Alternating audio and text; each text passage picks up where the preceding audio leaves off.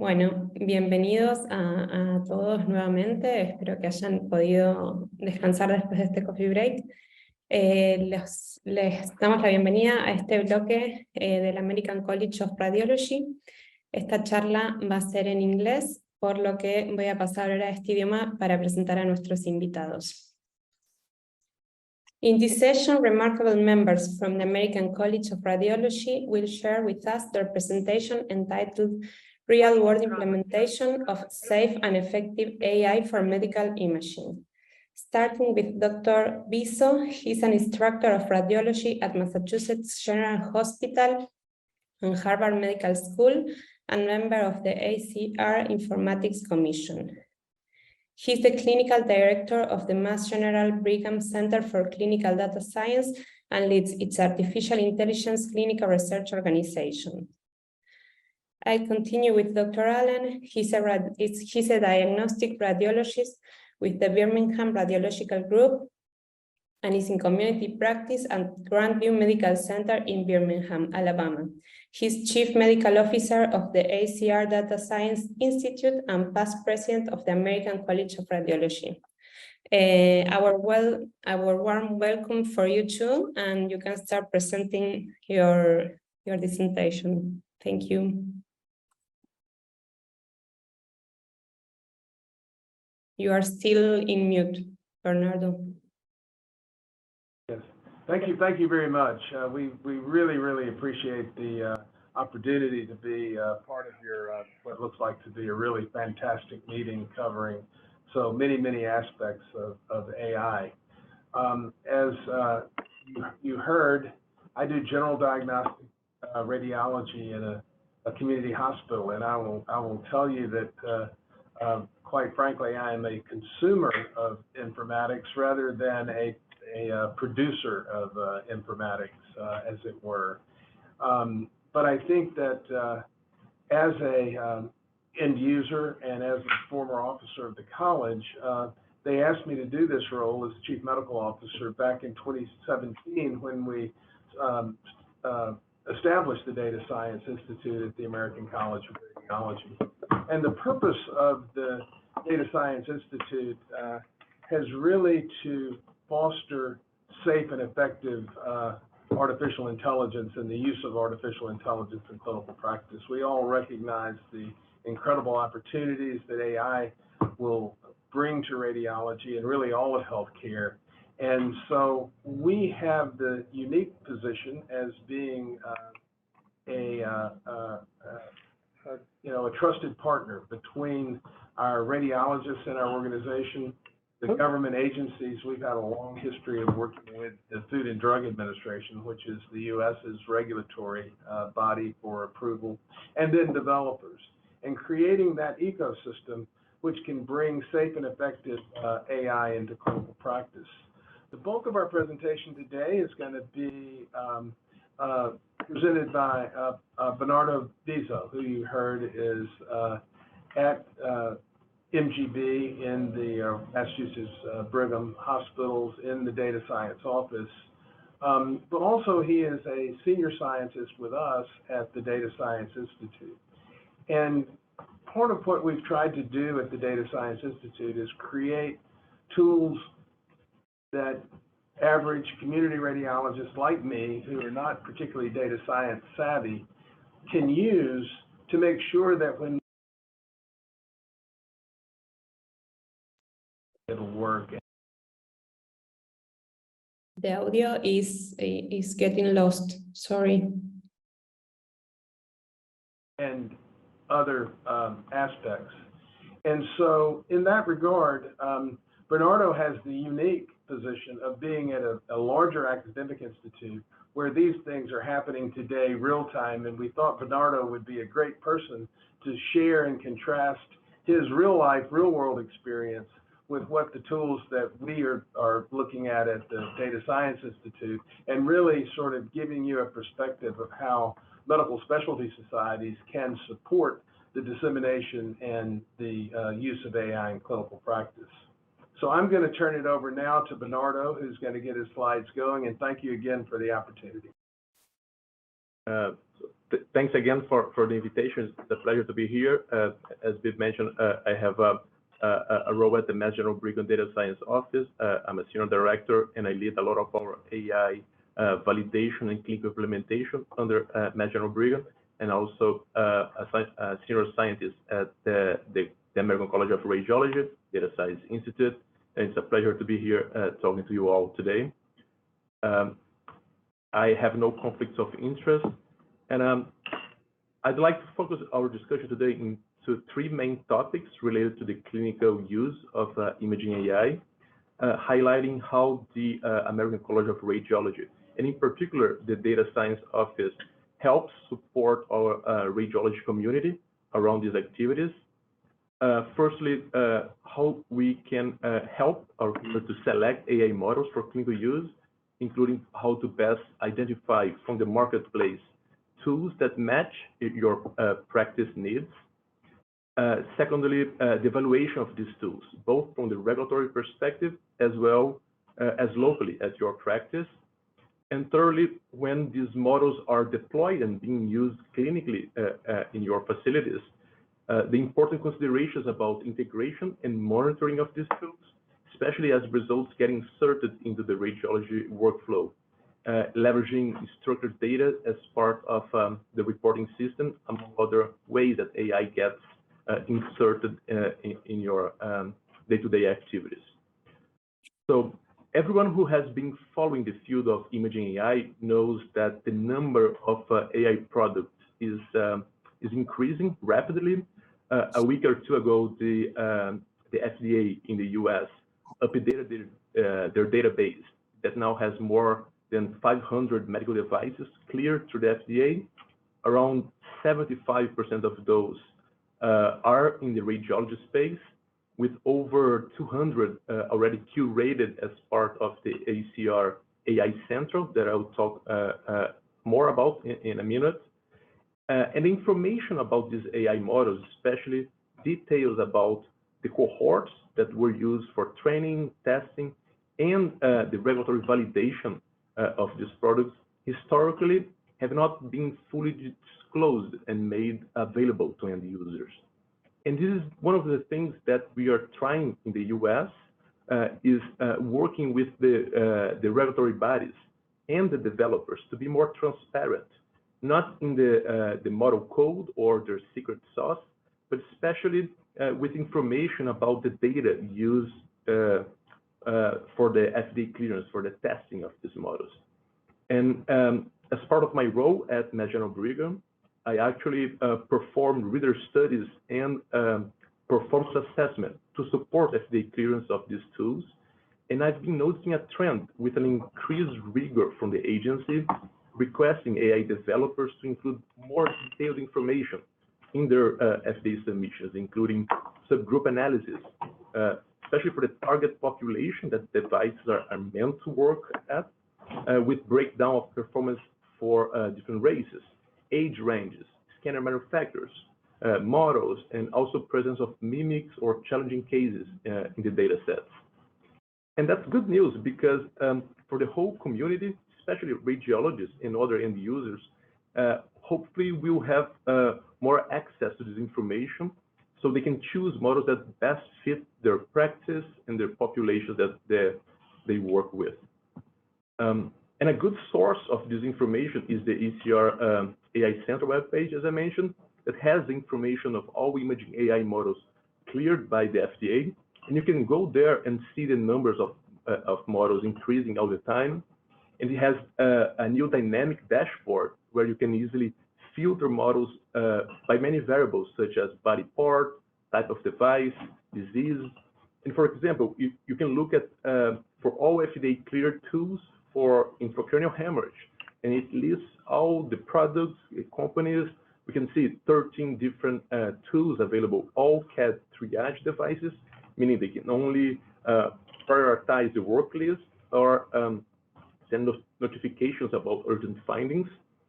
And you can also check public available information about each one of those products, including the FDA clearance letter when available, showing more details about the clearance. So that all looks great, but despite this recent increase in rigor in the regulatory process, it's well known that an FDA-cleared tool alone does not ensure that this tool will work as expected in your local practice. And there are many potential reasons for that, especially that the test sets used for a lot of the validation for regulatory purpose are often small, typically only a few hundred cases. And when these models are exposed to prospective and heterogeneous real-world data, a lot of issues are likely to happen.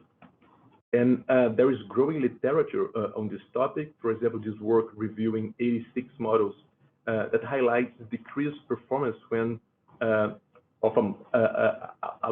vast majority of these models are tested with external data sets other than the institution that provided data to develop these tools. This work was focused mainly on classification models, not necessarily restricting their search for FDA-cleared devices, but it's a good proxy showing how these models can be zero and not work as expected elsewhere. Also, this fact is corroborated by a recent survey that the ACR Data Science Institute did with around 1,000 radiologists, showing that only 23% of the radiologists in the US responded that they are using AI in clinical practice. And among those, 95% stating that the AI results are either inconsistent or never works. At Mass General Brigham, we started seeing these issues when testing models, including FDA-cleared ones, over 5 years ago. And that led to the creation of our governance committee to ensure the safe and effective use of AI in our institution. For those who don't know, the Mass General Brigham is an enterprise-led health system with radiology centralized across 12 hospitals into the 2 AMCs, the Academic Medical Centers, Mass General Hospital and the Brigham Women's Hospital. And for any imaging AI to be used clinically across any of the hospitals, it needs to be approved by the committee that typically follows a staggered approach. Always, any AI use starts with what we call a shadow mode deployment as a pilot, where an independent validation takes place, typically performed by the data science office, using clinical metrics that are predefined by a clinical champion that is responsible for shepherding that model in the workflow. And the progress to subsequent phases is gated by the committee's review and approval that the results are above those predefined metrics.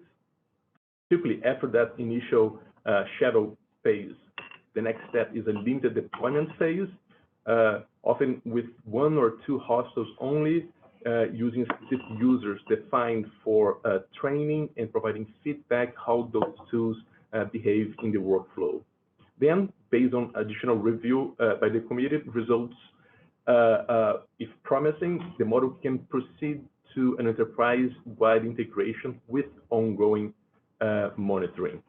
And knowing that different types of practices have different ways to operate and tackle these issues with AI governance, we participated in this recent paper, including representation of community practices with Drs. Allen, Kotler, and many other colleagues across the country to create a framework for AI governance that the whole community can use. And knowing about the need for this local AI validation, the American College of Radiology has created the AI Lab that provides tools and infrastructure that allows anyone in the community to test the models on their local data. I won't get into many details, but basically you can upload your own AI models through the AI Lab website to a secure environment. Data can stay on-premise or also in a secure cloud. And there are tools for annotation and for running model inference on your data so you can see how it works locally in your facilities. And the ACR also provides the community with resource for AI integration into clinical practice. I'd like to highlight 3 of them: the structured clinical use cases as part of Define AI, structured reporting as part of the ACR Assist, and Assess AI for monitoring. The structured use cases describe clinical scenarios for AI applications. Basically, radiologists deciding what AI should be doing and building structured data elements. We call common data elements that allow for standardization and population registries. Now, a lot of the use cases, they use things that we wanted as radiologists AI to do, but many AI products are just still not there. A lot of them are just doing classification tasks. There are not a lot of CAD-E or CAD-X detection or diagnosis device out there, although there's a trend also increasingly more complex models are being cleared through the FDA, and also comprehensive models that detect dozens or even hundreds of findings on the same body part, same modality. In any case, these structured use cases are a clinical roadmap for AI developers to match their models input, output to a standard, and the same data elements can also integrate back into ACR Assist for structured reporting.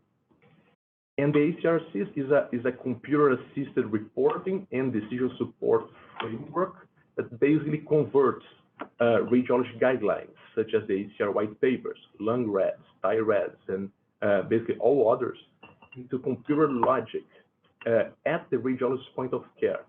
So based on these data elements, these common data elements from these structured use cases, such as, for example, a lung nodule and the composition of a lung nodule, based on those key elements, logic can be created and language crafted by clinical experts working very closely with the ACR developers.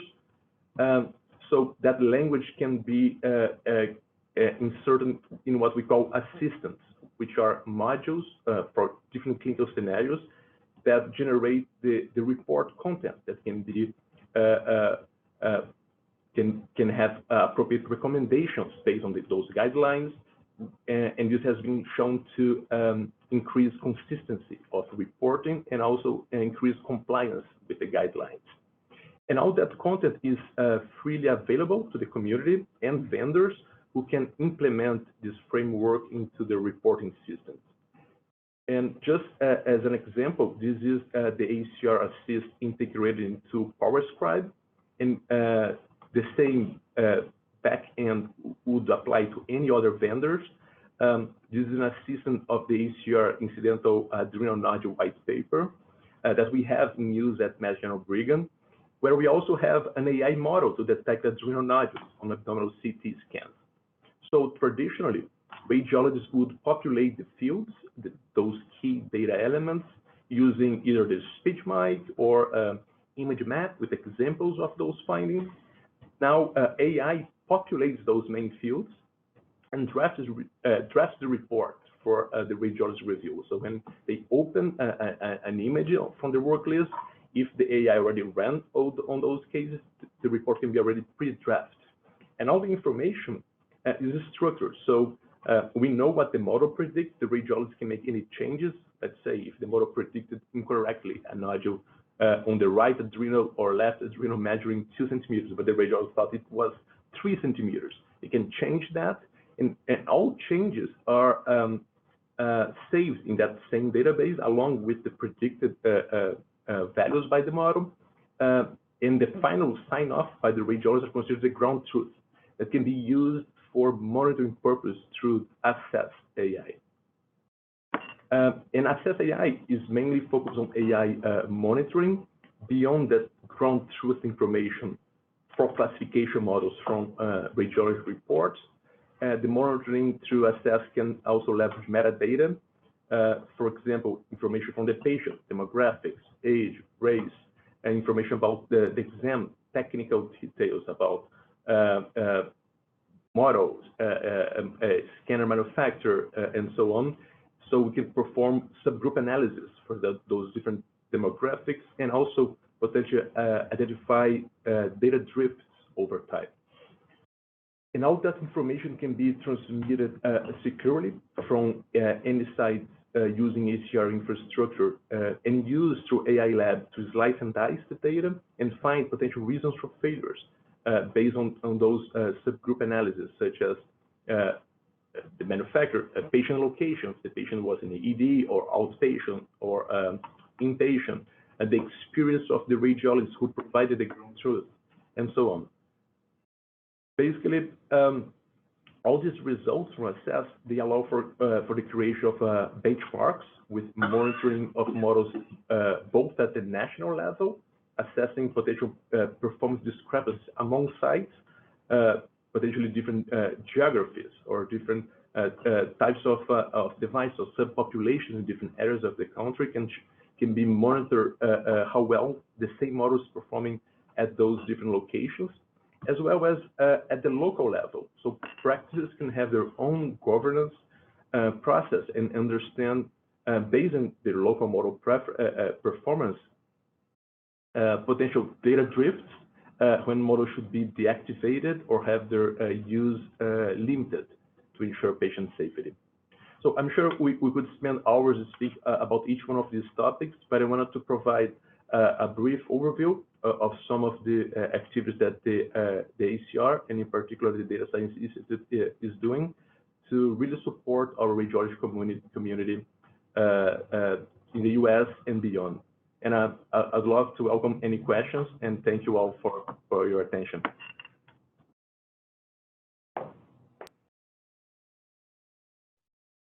Thank you, Bernardo. If you want, I can introduce the rest of the panel for the Q&A section. So Sure. we have Dr. Watt, Dr. Dreyer, and Dr. Tilkin. Dr. Watt is a chair of the ACR Informatics Commission, chairman of the Department of Radiology at Lehigh Hospital and Medical Center, and professor of radiology at Tufts University Medical School. Keith Dreyer is Chief Data Science Officer and Vice President for Enterprise Medical Imaging for Partners Healthcare. He also holds the position of Vice Chairman of Radiology at Massachusetts General Hospital, Chief Data Science and Information Officer for the Departments of Radiology at Massachusetts General Hospital and Brigham and Women's Hospital, and Associate Professor of Radiology at Harvard Medical School. Mike Tilkin is ACR Executive Vice President and Chief Information Officer. So we have two questions. I will go first with one. I'm not sure if I understood this aspect. Are defined AI and assessed AI open initiatives? Can they be integrated with health center PACs and RIS?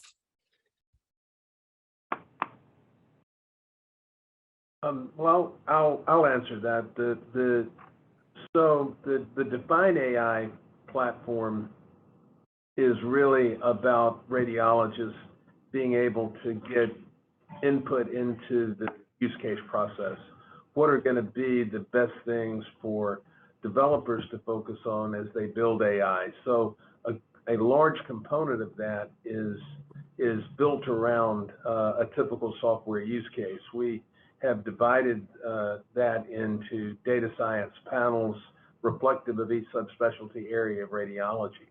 But one thing that we realized very quickly is that the conversion from human language to machine language is very important. So within Define AI, we have our platforms and integration that create structured data elements or common data elements. There's a project with the Radiological Society of North America and the American College of Radiology called RAD Element. Those that are interested can visit it. It's radelement.org. And this is the collection of common data elements. And these are the common data elements that will allow a particular AI model then to become interoperable with PACS and RIS and provide pathways to populate the reports. So, you know, we need a data element to move an AI inference from the model to the structured report. And so all of these are part of the Define AI process. The Assess AI is more of a monitoring tool. We recognize that if you do, as Bernardo said, and test and evaluate and are happy with the model on day one, that's probably the best the model's going to work for you. And it's because data drift, either in our patient populations or changing radiological equipment, protocols, other things, can lead to decreased model performance over time. And so we should do that. Now, Bernardo showed an example of how we capture model performance via the whether or not a radiologist agrees or not with the inference. But another way to do that and link it to these structured data elements for the metadata around the examination, so manufacturer protocol, patient demographics. Another thing that we could do is also just monitor the input values and those data elements that are likely to drift. This is particularly important in models that have only quantification, so a radiologist wouldn't even necessarily recognize diminished model performance during the interpretation process. So the change in the demographics or the change in equipment can be a signal that can be used, from this registry that can be used to trigger a model reevaluation when that occurs. So those are sort of, I'm not positive that, I wish I could have answered it yes or no, but those are the kind of integration pathways that we're looking for. So assess being certainly useful on site, but then we believe that aggregating those data from the various sites and looking at patterns of how a model might fail might show us the important data elements that the developer could use to improve subsequent versions of the model. And if I could just kind of add, just to build on that as well, I think we are working actively with vendors on all fronts to integrate. So we do consider this an open initiative, and so we're continually finding ways to integrate, easily into the current workflow systems and working actively with vendors to do that. So it's definitely open initiatives from that perspective for sure. Yeah, absolutely. Perfect. Well, I'll go with another question. Have you experienced any challenge or difficulty implementing AI models for 3D images that must access multiple images per scan? I think what the question means is if the platform supports for volumetric images, such as CTs or MRIs. Yeah, the MGB experience. Yeah, no, definitely. So typically depends on the type of model. A lot of the models, they work with a 3D stacks, the whole series. It's a challenging situation to identify the correct series, especially on complex studies such as MRI, where imagine if there's a model that uses a T1 axial 3D image of a brain MRI as input, and the study has 15 series with T2, coronal, sagittal, etc. Having the ability to select the appropriate series is typically a challenge during implementation. Most of the vendors, they do not have that orchestration system to provide the correct series to the model and lead that work to the IT departments from the hospitals. But there's an increasing discussion in the community how some DICOM tags can be used to help with those tasks. But we know that DICOM tags are not fully reliable for all types of findings, especially presence or absence of intravenous contrast, among several others. So definitely there are a lot of challenges along those lines. But the community is really trying to find common tools to try and address those issues. I would add one of the other kind of differentiators we have at Mass General is we've had a 3D imaging lab where we have a set of trained kind of super technologists and 3D technicians that have actually prepared the 3D visualization even prior to the days of AI. And so those folks use the AI tools. So as Bernardo mentioned, they're able to find the right series by hand and then select that, then run the AI and do manual touch-ups. So it's a pretty manual process still at much of MGB. Yeah, and I believe it's crucial that the benefit that the user will have is worth the manual work that he or she has to perform to use it. There are a couple of things that you can do at your institution if you want to facilitate the process. One is you can use a DICOM router, and you can, some of the DICOM routers have some fairly sophisticated filtering capabilities, filtering and routing capabilities. So sometimes if the AI vendor cannot do that themselves with their orchestrator, you can actually do it at the DICOM router level. And then the other thing I would recommend is, you know, if you don't have hundreds of scanners in your portfolio, it would also be a worthwhile standardization effort to normalize the names, the naming conventions for series and so forth across your different protocols and scanners. It's a lot of scut work, but it's worth doing in the long run. Thank you very much.